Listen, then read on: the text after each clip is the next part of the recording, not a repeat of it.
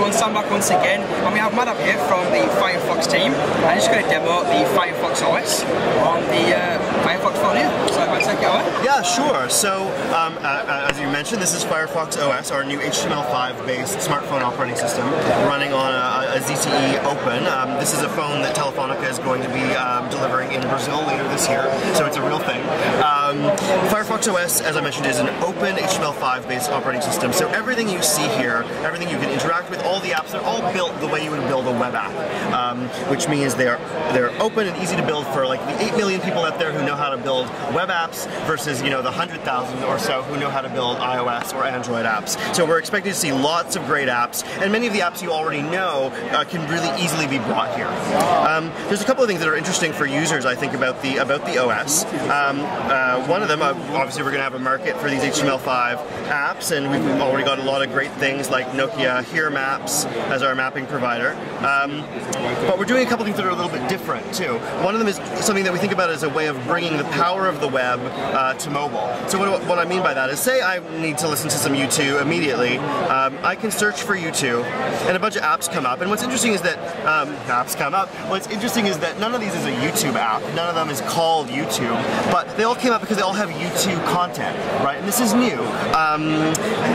You know, in many cases, this is great for app discovery because I might have never known about SoundCloud. I didn't know I wanted it. I never would have gone looking for it.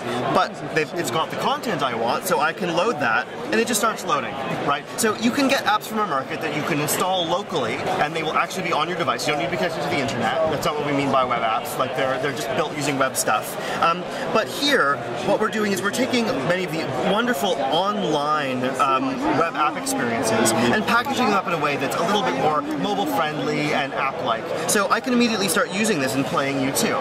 And this is the other thing that's interesting here is that this isn't installed. I can just start using it, and that's much more like the web too, right? My Android phone is full of apps that I used once, right? Or that I only needed for 5 minutes, and now I have to go clean it up, right? A lot of use of stuff on phones. You know, why do you have to download and install an app just because you need it for 5 minutes, right? I like the new apps working straight from that. Yeah, and it's much more web-like, right? You get it when you need it. You don't have to know ahead of time and get an app.